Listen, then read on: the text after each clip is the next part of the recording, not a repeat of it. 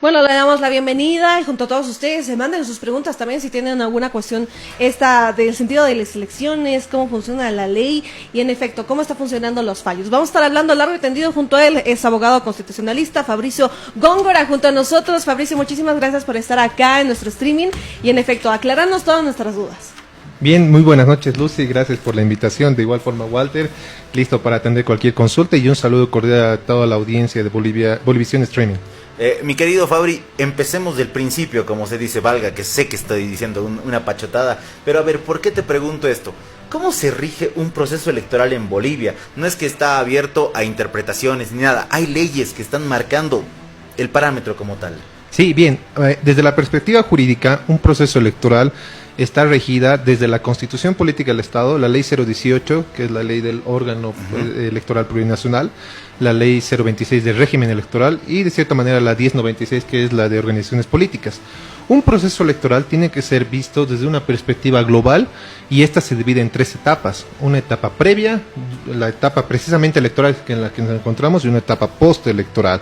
Dentro de esta perspectiva, la normativa te dice que todo tiene que estar planificado a través de un instrumento jurídico electoral denominado calendario electoral. El calendario electoral es el que, obviamente, en una etapa previa electoral se diseña, se estructura y se piensa realizar procesos electorales en determinadas fechas que tienen características peculiares. Por ejemplo, ¿qué momento del calendario electoral nos encontramos? Actualmente estamos en el más importante, diría yo, en el de la propaganda electoral, la difusión electoral. Pero no el único, porque también estamos enmarcados en lo que hasta el 6 de junio va a ser inhabilitaciones y habilitaciones, ¿no? Así es. Porque ahorita propaganda de quién, por ahí mañana no es candidato. Así es, totalmente de acuerdo. Hasta el 6 de junio no tenemos la certeza de quiénes van a estar habilitados y quiénes iban a ir a estas justas electorales, como se denomina, ¿verdad? Entonces, desde la perspectiva jurídica hay que analizarlo de esa perspectiva. Bueno, hablando acerca de esta temporada y como lo dices Walter, tenemos ya fecha donde se va a decidir y obviamente va a haber tal vez personas que protesten, personas que critiquen, personas que apoyen también lo que pase el 6 de junio y ciertamente el país está en vilo por este tema, ¿no? ¿Qué pasa con estos fallos, con todas estas acciones que se están presentando? En efecto, tienen detrás algo, ¿no? No es porque han mandado directamente, me cae mal el partido, tienen, por ejemplo, existe esto de que no han actualizado sus dirigencias, que no han cumplido fechas, que no han cumplido los nombres. ¿Cómo funciona todo esto? Bien, desde la perspectiva clara, lo que está pasando en el proceso electoral es algo que ya lo hemos vivido en las elecciones judiciales. Sí, qué feo recuerdo. Lo que se denomina es la imposición de la justicia constitucional sobre la justicia electoral. Vamos explicando un poquito para que la gente nos entienda. ¿Qué es la justicia constitucional? Son aquellas decisiones y fallos, resoluciones y sentencias constitucionales vinculadas a la protección de derechos fundamentales y garantías constitucionales que por una característica que la Constitución Política lo determina en el artículo 130, estas son de cumplimiento obligatorio y vinculante para todos. Es decir, esto está por encima de cualquier otra institución a nivel Bolivia. Hablamos del Tribunal Constitucional Plurinacional. Porque es la Constitución que se va interpretando como tal. Así es. El Tribunal Constitucional Plurinacional prácticamente es el guardián, ¿no? El veedor, el que interpreta la Constitución. En ese sentido, sus decisiones tienen un efecto jerárquicamente superior a todas. Bien, eso entendemos por justicia electoral, constitucional. ¿Qué es la justicia electoral? Es aquellas decisiones asumidas por la máxima institución electoral. En este caso hablamos del Tribunal Supremo Electoral, que depende del órgano electoral plurinacional. No olvidemos que nuestra Constitución Política, el órgano electoral prácticamente es el cuarto órgano del país. Sí. El país está dividido, bueno, el Estado está dividido en ejecutivo, legislativo, judicial y electoral. En este sentido, las decisiones del Tribunal Supremo Electoral, en teoría y en normativa, deberían ser las más importantes en materia electoral.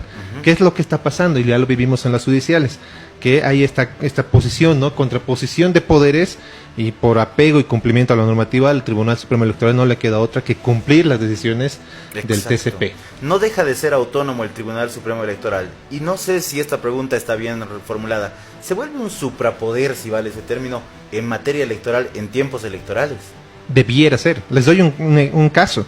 En México hablamos del Instituto Nacional Electoral y por normativa mexicana, está por encima incluso de cualquier órgano o institución dentro de su país en procesos electorales.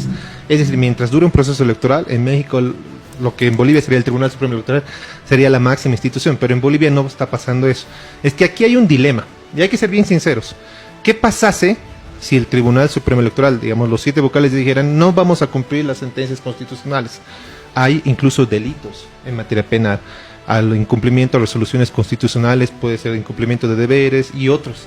Entonces, no olvidemos que si bien son vocales, son las máximas autoridades en materia electoral, no dejan de ser servidores públicos que están sujetos a un régimen sancionatorio, ¿no?, en materia penal y administrativa. Mira, qué importantes datos nos está brindando Fabri. No hay un blindaje como tal. ¿Por qué? Porque los mismos actores, los mismos vocales están pasibles a sanciones, a delitos de responsabilidad, como se denominan. Sí, si en el caso fuese que dijeran no vamos a hacer más caso. Pero, como en contraposición de eso, también hay que ver qué está pasando en el TCP. Si recordamos, hace 2-3 semanas, ellos han hecho un compromiso público institucional en el que dijeron a la población boliviana, para dar certidumbre, vamos a agilizar todos los casos que lleguen a Sucre y no vamos a entorpecer para nada el calendario electoral. Perdón que te corte, te has hecho viral por una frase. El TCP ha permitido todo, voy a aumentar, chacota, toda esta chacota. Es cierto, y eso es centrado en lo que estamos viviendo ahora, o en lo que hemos vivido en pasado. Es que genera la incertidumbre. El TCP ha permitido que esté pasando todos estos problemas, porque si desde un inicio hubiera dado el lineamiento, la instructiva a todos los vocales constitucionales, las salas constitucionales a nivel Bolivia, estoy seguro que no pasaría esto, porque todos los casos que se están yendo a la vía constitucional, tanto en Beni, Santa Cruz y La Paz, esto es por falta de directriz y lineamiento institucional. Claro, y que pone en jaque a todas las autoridades, ¿no? Los vocales mismos no saben qué hacer, el TCP tampoco existe, hay un pronunciamiento directo o una responsabilidad directa, entonces nos dejan en ascuas con estos procesos que lo mencionaban también en el programa de Bolivia Decide. Todos los partidos ya tienen algo por detrás que podría quitarlos de la carrera directamente, ya no importa si están ganando las encuestas, no importa si su candidato tiene la mejor propuesta, existe estos contratiempos que en realidad podrían afectar a las elecciones. Y es la pregunta que nos lanza acá Brian, nos dice, ¿puede retrasarse las elecciones? Desde YouTube nos mandan esta pregunta. ¿Se puede modificar el calendario electoral, Fabri, por alguna situación? No, en materia electoral hay un principio que rige, el principio de preclusión. Es decir, si pasamos una etapa, no podemos volver para nada.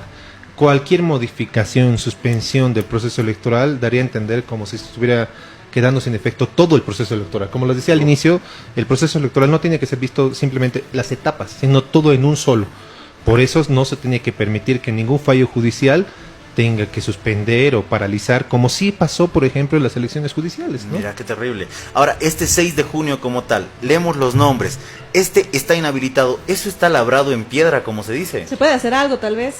Sí, dentro del proceso electoral, el 6 de junio, como sabemos todos, sale las listas de los final de los candidatos inhabilitados o habilitados. En el caso que, por ejemplo, un candidato esté inhabilitado, habrá que ver el reglamento te determina un cierto plazo para poder responder a ese incumplimiento. Es que mucho va a depender.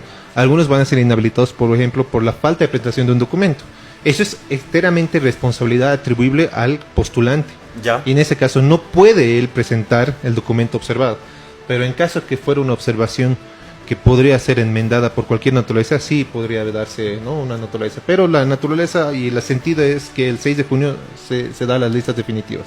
Hablando de este principio de preclusión, Fabricio, por favor, si nos puedes aclarar, ¿se ha brindado este principio de preclusión en anteriores procesos electorales? ¿Siempre ha estado presente? Sí. ¿Por qué no se lo vulneraba antes? Esa es la pregunta de fondo, ¿no? No, de hecho, yo también soy docente en la materia de Derecho Electoral y el principio de preclusión es el más importante en la materia, tanto doctrinalmente como jurídicamente.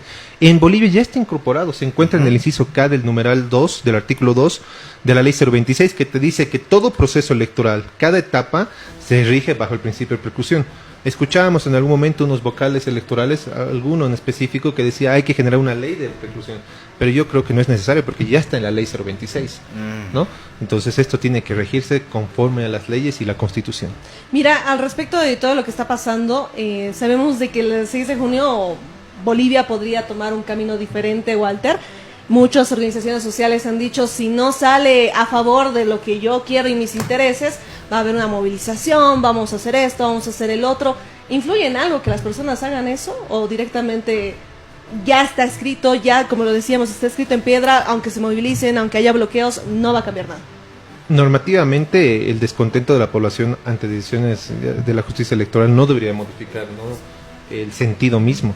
Sin embargo, no quiero adelantar criterios, ¿no? Pero esperemos que no pase a mayores, sea de cualquier partido, ¿no? Claro. Como dice Lucy, cualquier manifestación en el marco de lo que la Constitución les permite. El derecho a la protesta está permitido en la Constitución.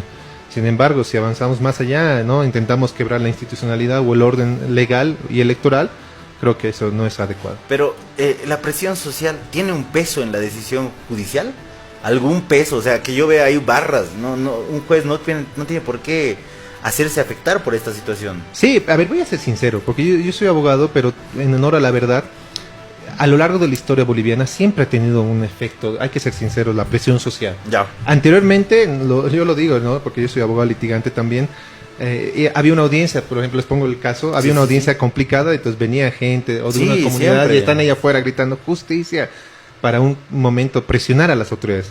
Hoy en día el enfoque está cambiando, el enfoque está yendo más a las redes sociales, el descontento y el clamor popular, y lo vemos en las redes como en TikTok, en Facebook y otros, ¿no? Pero nuevamente la normativa les da las atribuciones a las autoridades para tomar las decisiones correctas y a nosotros como ciudadanos acatar las decisiones de las autoridades, porque por ellos son las autoridades, nosotros tenemos que acatar las resoluciones o determinaciones que nos otorgan.